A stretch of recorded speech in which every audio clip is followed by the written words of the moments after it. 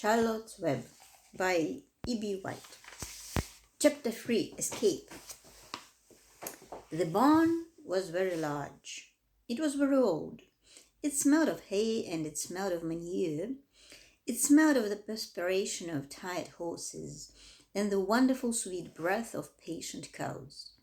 It often had a sort of peaceful smell, as though nothing bad could happen ever again in the world.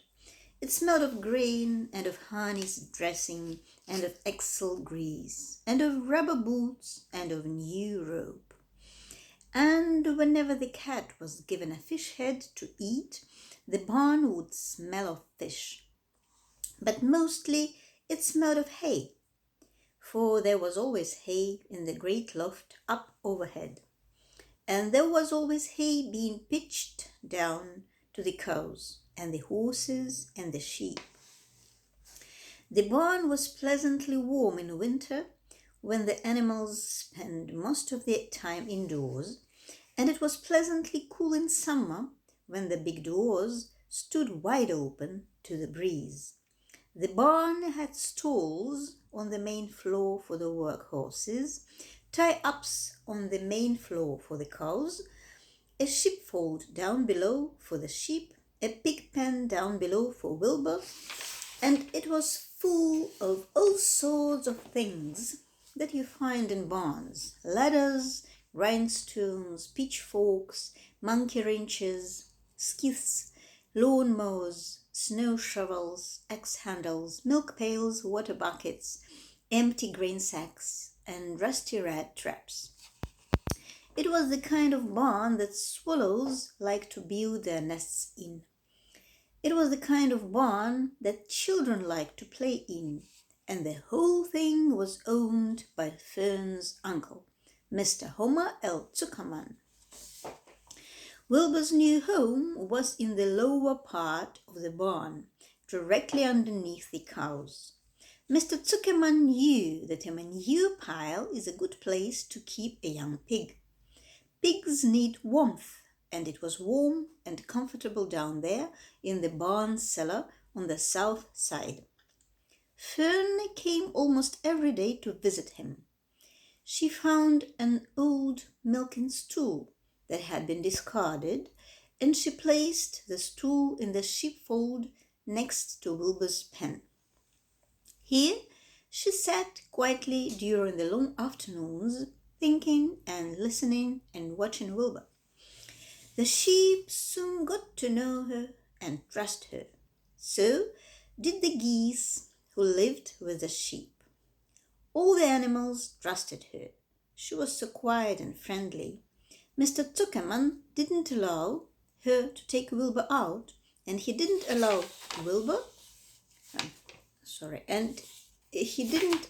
her to get into the pig pen, but he told Fern that she could sit on the stool and watch Wilbur as long as she wanted to. It made her happy just to be near the pig, and it made Wilbur happy to know that she was sitting there right outside his pen. But he never had any fun. No walks, no rides, no swims. One afternoon in June, when Wilbur was almost 2 months old, he wandered out into his small yard outside the barn. Fern hadn't arrived for her usual visit. Wilbur stood in the sun, feeling lonely and bored. "There is never anything to do around here," he thought. He walked slowly to his food trough and sniffed to see if anything had been overlooked at lunch. He found a small strip of potato skin and ate it. His back itched, so he leaned against the fence and rubbed against the boards. When he tired of this, he walked indoors, climbed to the top of the manure pile, and sat down. He didn't feel like going to sleep. He didn't feel like digging. He was tired of standing still, tired of lying down.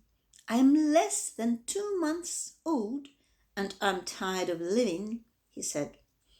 He walked out to the yard again. When I'm out here, he said, there is no place to go but in. When I'm indoors, there is no place to go but out in the yard. That's where you're wrong, my friend, said a voice. Wilbur looked through the fence and saw the goose standing there. You don't have to stay in that dirty little yard, said the goose, who talked rather fast. One of the boards is loose. Push on it, push on it, and come on out. What? Said Wilbur. Say it slower. At the risk of repeating myself, said the goose, I suggest that you come on out. It's wonderful out here. Did you say a board was loose? That I did, said the goose. Wilbur walked out to the fence and saw that the goose was right. One board was loose. He put his head down, shut his eyes, and pushed. The board gave way. In a minute, he had squeezed through the fence and was standing in the long grass outside his yard. The goose chuckled. How does it feel to be free? He asked. I like it, said Wilbur. That is, I guess I like it. Actually, Wilbur felt queer to be outside his fence with nothing between him and the big world. Where do you think I'd better go? Anywhere you like, said the goose. Go down through the orchard, root up the sod, go down through the garden, dig up the radishes, root up everything, eat grass, look for corn, look for oats, run all over, skip and dance, jump and prance, go down through the orchard and stroll in the woods. The world is a wonderful place when you're young. I can see it, replied Wilbur. He gave a jump in the air, twirled, ran a few steps, stopped, looked all around, sniffed the smells of afternoon, and then set off walking down through the orchard. Pausing in the shade of an apple tree, he put his strong snout into the ground and began pushing, digging, and rooting. He felt very happy. He had ploughed up quite a piece of ground before anyone noticed him. Mrs. Zuckerman was the first to see him. She saw him from the kitchen window and she immediately shouted for the men. Homer, she cried, pigs out! Lovey, pigs out! Homer, Lovey, pigs out! He's down there under that apple tree. Now the trouble starts, thought Wilbur. Now I'll catch it. The goose heard the racket, and she too started hollering. Run downhill! Make for the woods! She shouted to Wilbur. They'll never catch you in the woods! The cocker spaniel heard the commotion, and he ran out from the barn to join the chase. Mr. Zuckerman heard, and he came out of the machine shed where he was mending a tool. Lovey, the hired man, heard the noise and came up from the asparagus patch where he was pulling weeds. Everybody walked toward Wilbur, and Wilbur didn't know what to do. The woods seemed a long way off, and anyway, he had never been down there in the woods and wasn't sure he would like it. Get around behind him, Lovey, said Mr. Zuckerman, and drive him toward the barn, and take it easy, don't rush him. I'll go and get a bucket of slopes. The news of Wilbur's escape spread rapidly among the animals on the place. Whenever any creature broke loose on Zuckerman's farm, the event was of great interest to the others. The goose shouted to the nearest cow that Wilbur was free, and soon all the cows knew.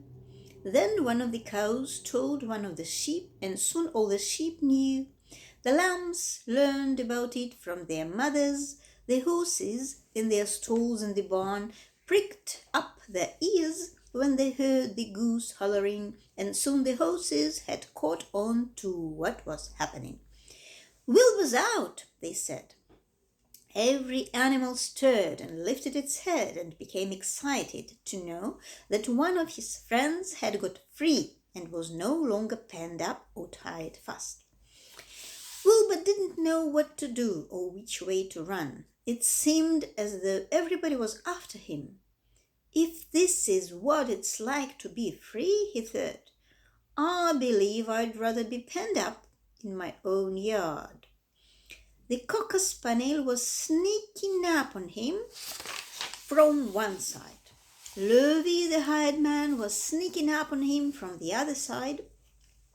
Mrs. Zuckerman stood ready to head him off if he started for the garden, and now Mr. Zuckerman was coming down toward him carrying a pail. This is really awful, thought Wilbur. Why doesn't Fern come? He began to cry. The goose took command and began to give orders. Don't just stand there, Wilbur. Dodge about, cried the goose. Skip around, run toward me, slip in and out, in and out, in and out, make for the woods, twist and turn. The cocker spaniel sprang for Wilbur's hind leg. Wilbur jumped and ran. Lovey reached out and grabbed. Mrs. Zuckerman screamed at Lovey. The goose cheered for Wilbur. Wilbur dodged between Lovey's legs. Lovey missed Wilbur and grabbed the spaniel instead. Nicely done, cried the goose. Try it again. Run downhill, suggested the cows. Run toward me, yelled the gander. Run uphill, cried the sheep. Turn and twist, honked the goose. Jumped and danced, sang the rooster. Look out for Lovey, called the cows. Look out for Zuckerman, yelled the gander. Watch out for the dog, cried the sheep. Listen to me, screamed the goose. Poor Wilbur was dazed and frightened by this hullabaloo. He didn't like being the center of all this fuss. He tried to follow the instructions his friends were giving him, but he couldn't run downhill and uphill at the same time, and he couldn't turn and twist when he was jumping and dancing, and he was crying so hard he could barely see anything that was happening. After all, Wilbur was a very young pig, not much more than a baby, really. He wished Fern were there to take him in her arms and comfort him. When he looked up and saw Mr. Zuckerman standing quite close to him, holding a pail of warm slopes, he felt relieved. He lifted his nose and sniffed. The smell was delicious. Warm milk, potato skins, wheat middlings, Kellogg's cornflakes, and a pop-over left from the Zuckerman's breakfast. Come, pig, said Mr. Zuckerman, tapping the pail. Come, pig. Wilbur took a step toward the pail. No, said the goose. It's the old pail trick, Wilbur. Don't fall for it. He's trying to lure you back into captivity. He's appealing to your stomach. Wilbur didn't care. The food smelled appetizing. He took another step toward the pail. Pig, said Mr. Zuckerman in a kind voice, and began walking slowly toward the barnyard, looking all about him innocently, as if he didn't know that a little white pig was following along behind him. You'll be sorry, called the goose. Wilbur didn't care. He kept walking toward the pail of slopes. You'll miss your freedom, honked the goose, and our freedom is worth a barrel of slopes. Wilbur didn't care. When Mr. Zuckerman reached the pig pen, he climbed over the fence and poured the slopes into the trough. Then he pulled the loose board away from the fence so that there was a wide hole for Wilbur to walk through. Reconsider, cried the goose. Wilbur paid no attention. He stepped through the fence into his yard. He walked to the trough and took a long drink of slopes, sucking in the milk hungrily and chewing the pop over. It was good to be home again. While Wilbur ate, Lovey fetched a hammer and some 8 penny nails and nailed the board in place. Then he and Mr. Zuckerman leaned lazily on the fence, and Mr. Zuckerman scratched Wilbur's back with a stick. He's quite a pig, said Lovey. Yes, he'll make a good pig, said Mr. Zuckerman. Wilbur heard the words of praise. He felt the warm milk inside his stomach. He felt the pleasant rubbing of the stick along his itchy back. He felt peaceful and happy and sleepy. This had been a tiring afternoon. It was still only about 4 o'clock, but Wilbur was ready for bed. I'm really too young to go out into the world alone, he thought as he lay down.